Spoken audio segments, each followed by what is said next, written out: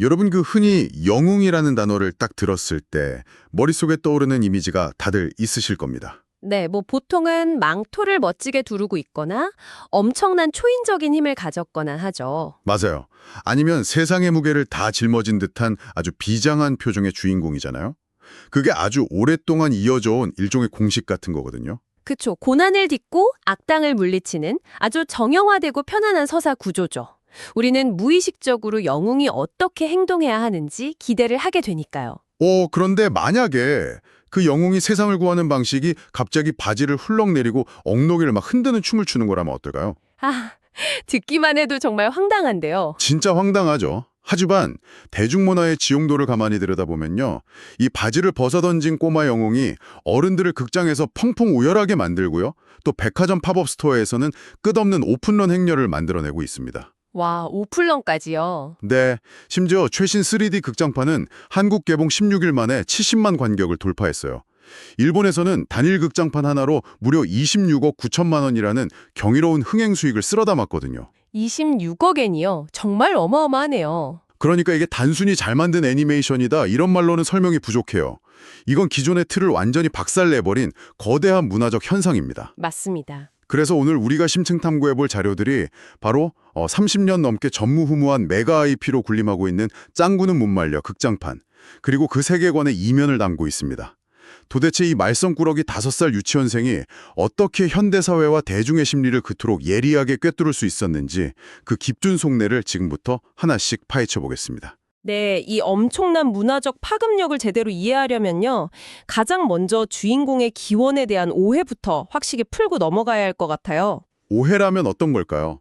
그 많은 분들이 이 작품을 처음부터 어린이를 위한 교육용이나 가벼운 명랑 만화로 생각하시거든요. 솔직히 저도 처음 자료 보기 전까지는 의심을 좀 했어요. 하필 주인공을 5살로 설정한 게 결국 유치원생들한테 장난감이나 그 초코비 같은 거 팔려고 하는 아주 얄팍한 마케팅 전략 아닌가 싶었거든요. 충분히 그렇게 생각하실 수 있죠. 네, 그래서 어른들이 굳이 이런 엉덩이 춤추는 만화를 너무 심각하게 분석하는 게 약간 과대 해석 아닌가? 그런 생각도 들었어요. 그런 의구심이 드는 게 당연합니다. 하지만 1990년에 우시 요시토 작가가 이 작품을 처음 연재했던 곳을 보면 이야기가 완전히 달라집니다. 연재처가 어디였길래요? 원작 크레용 신짱은 어린이 잡지가 아니었어요.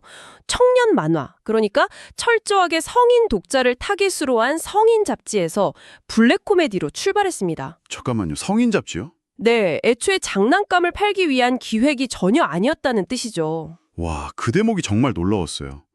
성인들을 위한 만화였다면 그 짱구의 기상천외한 행동들이 단순히 버릇없는 아이의 묘사가 아니라는 거잖아요. 정확합니다. 제가 이번 자료에 포함된 정신과 의사들의 캐릭터 심리 분석을 쭉 읽어봤는데요.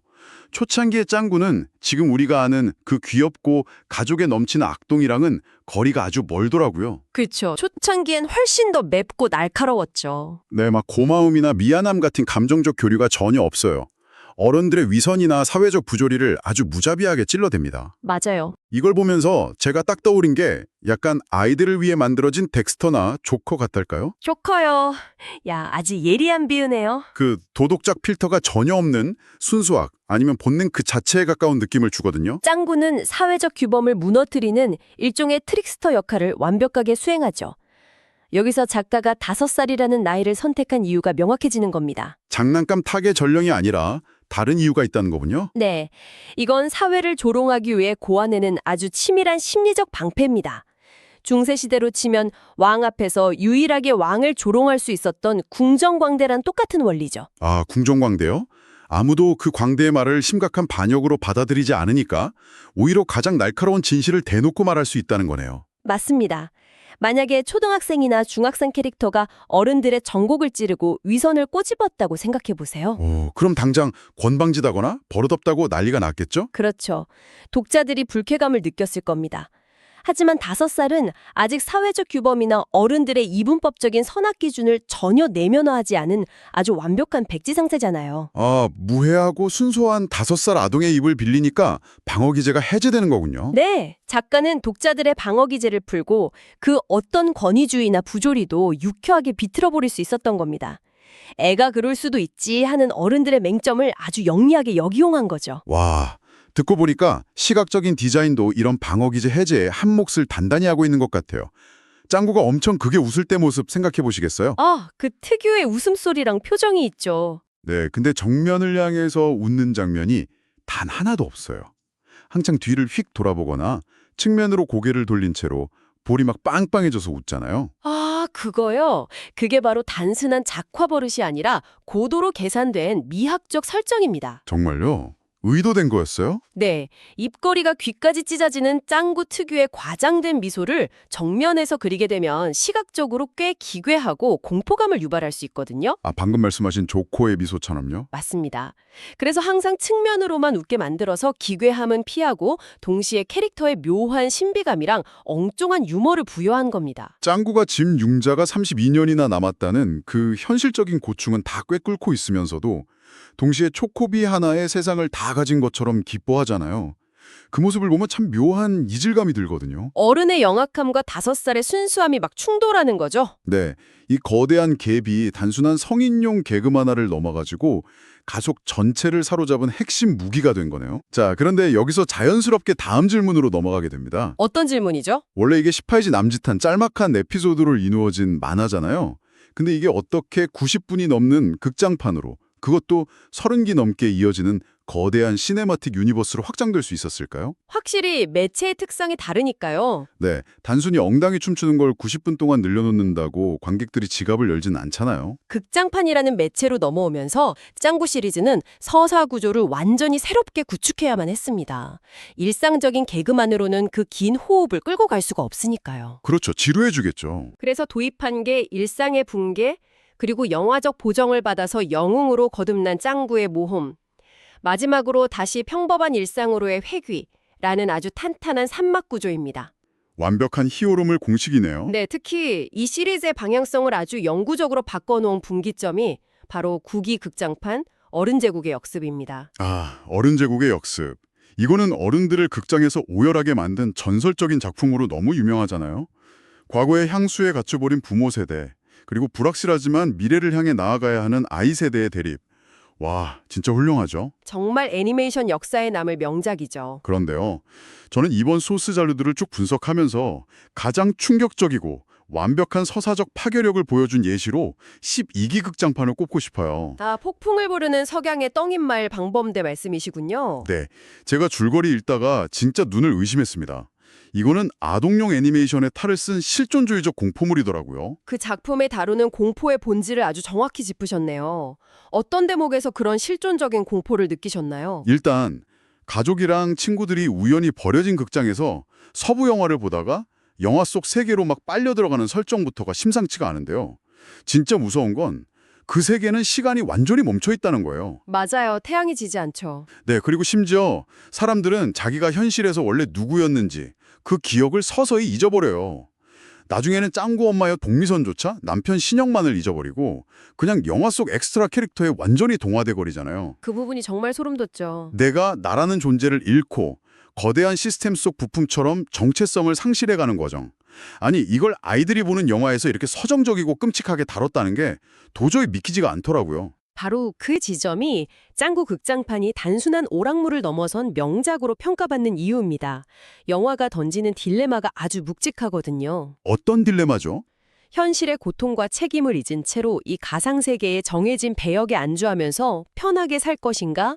아니면 고통스럽고 불확실하더라도 자기 자아를 되찾고 시간의 흐름 속으로, 즉 현실로 돌아갈 것인가 하는 거죠. 게다가 연출 디테일이 소름 돋게 잔인합니다. 멈춰진 시간을 시각적으로 어떻게 표현했는지 혹시 아시나요? 그 촌장한테 끌려가는 영감님 말씀이시죠? 네, 극중 과학자인 오케가와 영감님이 악당 시장 말을 안 들어서 매일 징벌로 말에 묶인 채 끌려가잖아요. 근데 이 영감님이 자기가 끌려간 횟수로 영화 속 세상의 날짜를 세더라고요. 네, 매일매일 기록을 하죠. 자료 보니까 짱구 일행이 들어온 이후에 그 영감님이 무려 720번이나 끌려다녔다고 해요. 계산해보면 현실 시간으로 꼬박 2년이거든요. 와, 2년이요? 네, 짱구랑 친구들은 그 2년이라는 기나긴 시간 동안 서서히 기억을 잃어가면서 그 세상에 갇혀 있었던 거예요. 시간이 정지된 세계에서 잊혀간다는 그 추상적인 공포를 매일 반복되는 물리적 폭력의 횟수로 치환해서 보여준 겁니다. 아이들 시각에서도 직관적으로 느낄 수 있게 아주 영리하게 연출을 한 거죠. 그리고 이 극장판이 마스터피스인 아주 결정적인 이유는 결말에 있습니다. 보통 짱구 극장판은 악당 물리치고 다 같이 왁자지껄 웃으면서 집으로 돌아가는 완벽한 해피엔딩이잖아요. 네, 일상으로의 유쾌한 회귀가 기본 공식이죠. 그런데 12기 극장판에서는 짱구가 영화 속에서 선아라는 소녀랑 아주 진지하고 풋풋한 첫사랑의 감정을 나눕니다. 하지만 영화가 끝나고 사람들은 현실로 빠져나오는데 영화 속 오리지널 캐릭터였던 선아는 현실 세계로 넘어오지를 못해요. 마법 같은 기적으로 선아를 데려오는 그런 쉬운 길을 택하지 않은 겁니다. 텅 빈 스크린을 바라보면서 선아를 부르는 짱구의 모습은 어른 관객들에게도 엄청난 상실감을 줍니다. 아이들에게 모든 만남이 영원할 수는 없으며 때로는 소중한 걸 잃더라도 그걸 딛고 앞으로 나아가야 한다는 삶의 진리, 그 성장의 서사를 가감없이 보여준 거죠. 와, 서사적으로 이렇게 깊이가 있다는 건 진짜 충분히 증명이 된 것 같습니다. 근데 여기서부터 아주 현실적인 모순이 하나 딱 생겨요. 어떤 모순일까요? 아무리 작품성이 뛰어나고 막 철학적인 질문을 던진다 해도 그 예술성이 곧바로 1,500억 원어치의 파자마 매출이나 수백만 명의 극장 관객 동원으로 직결되는 건 아니잖아요. 그렇죠. 상업적 성공은 또 다른 이야기니까요. 도대체 이 심리적 깊이가 어떻게 지금의 30, 40 세대, 이른바 MZ세대와 밀레니얼 세대를 움직이는 거대한 경제적 엔진으로 변모한 걸까요? 통계를 보면 진짜 놀라워요. 수치가 어떻게 되나요? 한 극장 예매 관객의 30.1%가 40대고요. 여성이 64.2%를 차지합니다. 이건 부모가 아이 손에 이끌려서 억지로 극장에 간 게 아니라 어른들이 자발적으로 자기 지갑을 열고 있다는 뜻이거든요. 맞습니다. 왜 지금 성인들이 이 오래된 IP에 그토록 열광적으로 소비하는지 이해하려면 소비 심리학적인 접근이 좀 필요해요. 소개 심리학이요? 네, 핵심은 짱구 가족, 즉 노하라 일가가 보여주는 결핍의 미학에 있습니다. 결핍이요? 아, 걘 짱구네 가족 보면 완벽하거나 이상적인 롤모델이랑은 거리가 한참 멀죠. 그렇죠. 아빠 신영만은 만년 개장에 매일 직장에서 상사한테 치이고 집에 오면 지독한 발냄새를 풍기잖아요. 게다가 무려 32년이나 남은 주택융자금 압박에 시달리고요. 엄마 복미사는 10원이라도 싼 타임세일에 목숨을 걸고 매번 다이어트에 실패하죠. 바로 그 지점입니다. 어릴 때 짱구의 시선으로 이 작품을 봤을 때는 그냥 짱구가 엄마한테 혼나보 아빠를 조롱하는 우스꽝스러운 개그로만 보였을 거예요. 맞아요. 그냥 웃기기만 했죠. 하지만 시간이 흘러서 그 시청자들이 사회생활을 경험한 어른이 되었습니다. 이제 관객들은 짱구가 아니라 32년짜리 융자를 짊어지고 묵묵히 출근 전철에 몸을 싣는 신영만의 뒷모습에 자신을 투영하게 되는 겁니다. 아, 뼈 맞은 기분이네요. 현대 중산층의 콤플렉스와 치열한 생존의 현실을 너무나 뼈저리게 대변하고 있거든요. 생각해보면 정말 아이러니해요. 어릴 때는 신영만이 융자의 허덕이는 약간 찌질한 어른인 줄 알았거든요. 다들 그렇게 생각했죠. 근데 지금 와서 보니까 수도권에 마당 딸린 2층 단독주택을 소유하고 자동차가 있고 반려견도 키우고 심지어 외벌이로 네 식구를 부양하는 엄청난 능력자였어요. 우리 세대에게는 오히려 도달하기 힘든 부러움의 대상, 궁극의 승리자처럼 느껴지기도 합니다. 진짜 현실적인 평가네요. 이런 현실적인 동질감이랑 부러움이 막 교차하면서 감정적 연대가 형성되니까 오프라인에서의 소비 현상도 이렇게 폭발적인 거겠죠? 네, 그 감정적 연대가 바로 IP 비즈니스의 핵심인 실감형 소비로 이어집니다. 의류 브랜드에서 짱구가 입는 기하학적 무늬의 파자마를 출시해서 단일 품목으로 1,500억 원의 매출을 올린 사례. 이거 깊이 들여다볼 필요가 있어요. 파자마 하나로 1,500억이요? 네, 소비자들은 단순히 질 좋은 천이나 예쁜 디자인의 잠옷을 산 게 아닙니다. 그럼 대체 뭘 산 건가요? 그들은 짱구가 파자마를 입고 뒹굴거리던 그 주말 아침의 여유, 결핍은 좀 있지만 서로를 깊이 사랑하는 가족의 따뜻한 분위기, 즉 현대사회의 각박한 경쟁에서 벗어날 수 있는 아주 안전한 심리적 도피처를 돈을 주고 구매한 겁니다. 아, 심리적 도피처를 구매한 거군요. 대형 쇼핑몰에서 팝업 스토어 오픈런이 벌어지는 것도 마찬가지예요. 그 물리적 공간에 머무는 순간만큼은 현실의 융자금이나 직장 스트레스를 다 잊고 그 따뜻한 세계관의 일부가 되고 싶다는 심리가 아주 강하게 작용한 결과입니다. 단순히 굿즈를 소유하는 게 아니라 정서를 소비한다는 분석이 진짜 날카롭네요. 게다가 대중들이 이 IP를 즐기는 방식이 단순히 돈 쓰는 거에 그치지가 않아요. 인터넷상에서 끊임없이 밈으로 막 재생산되면서 살아 숨쉬는 생태계를 만들고 있잖아요. 그렇죠. 온라인 밈 현상이 엄청나죠. 인터넷을 강타한 훈발론 밈 같은 거 보면 어른들의 심리가 이 캐릭터를 어떻게 재해석하는지 아주 투명하게 보입니다. 네, 방범대 멤버인 훈이를 두고 벌어지는 일종의 사이버 밈 현상이죠. 어른들이 왜 가상의 5살 유치원생을 그렇게까지 조롱하면서 즐기는지 그 기저에 깔린 심리를 분석해 볼 필요가 있습니다. 솔직히 어릴 때 볼 때는 훈이가 그냥 좀 겁 많고 징질되는 평범한 친구였어요. 맞아요. 그냥 울보 캐릭터였죠. 근데 시청자들이 직장 생활을 하고 어른이 돼서 극장판을 다시 보니까 상황이 완전 달라진 거예요. 영광의 불고기 로드 같은 에피소드 보면 훈이가 자기 혼자 살겠다고 친구들한테 과자를 안 나눠주거나 위기 상황에서 은근슬쩍 배신하는 모습들이 나오거든요. 네, 결정적인 순간에 발을 빼죠. 이걸 현실의 회사 생활에 대비해 오면 실적을 딱 가로채거나 위기 때 쏙 빠져나가는 얄미운 직장 동료 모습이랑 너무 완벽하게 겹쳐지는 거예요. 정확합니다. 그게 바로 맥락의 재구성입니다. 대중은 과거의 콘텐츠를 있는 그대로 받아들이지 않아요. 현재 자기가 처한 직장 생활의 스트레스와 어른의 도덕적 잣대를 그 가상의 5살 캐릭터에게 투영하는 겁니다. 아, 맥락을 완전히 바꿔버리는 거군요. 네, 한국의 또 다른 고전 만화인 아기 공룡 둘리를 두고 둘리보다 고길동이 불쌍해 보이면 진짜 어른이 된 거다라고 말하는 거랑 완전히 동일한 사회심리학적 방어 기제죠. 훈이를 조롱하는 밈 이면에는 사실 현실 사회의 이기주의에 상처받은 어른들이 그 스트레스를 유의적으로 해소하려는 심리가 깔려 있습니다. 결국 짱구라는 세계관이 단순히 추억 속에 박제된 만화가 아니네요.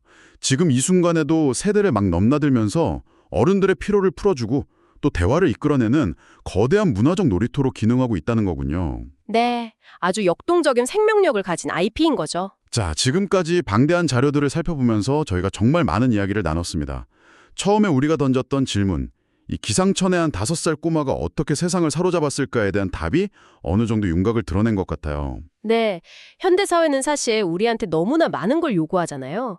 직장에서는 유능해야 하고, 가정에서는 완벽한 부모가 돼야 하고, 항상 타인의 시선도 의식해야 하고요. 진짜 숨 막히죠? 그런 압박감 속에 사는 우리에게 짱구 가족은 정말 훌륭한 해독세 역할을 하고 있는 겁니다. 맞아요.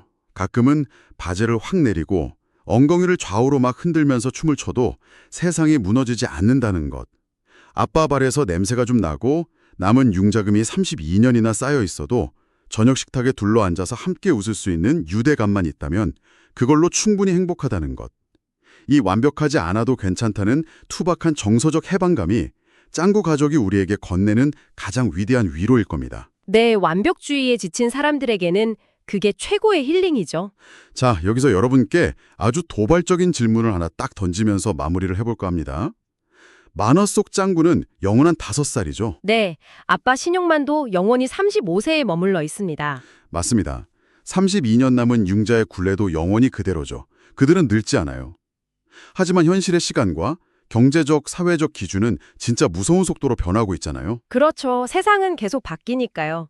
만약 여러분이 지금으로부터 20년 뒤 어쩌면 32년짜리 주택 융자조차 아예 받는 것이 불가능해진 완전히 다른 경제적 기준을 가진 미래 세대와 함께 나란히 앉아 짱구 국장판을 보게 된다면 어떨까요? 아, 상상해본 적 없는 상황이네요. 그때 미래 어른들은 신영만의 그 결핍을 고달픈 서민의 삶으로 공감할까요? 아니면 도달할 수 없는 어떤 과거의 판타지로 바라보게 될까요? 영원히 늙지 않는 이 유쾌한 가족이 미래 사회의 거울로는 또 어떤 낯선 풍경을 비춰주게 될지 한번 상상해 보시기 바랍니다. 여러분과 함께한 오늘의 심층탐구는 여기까지입니다.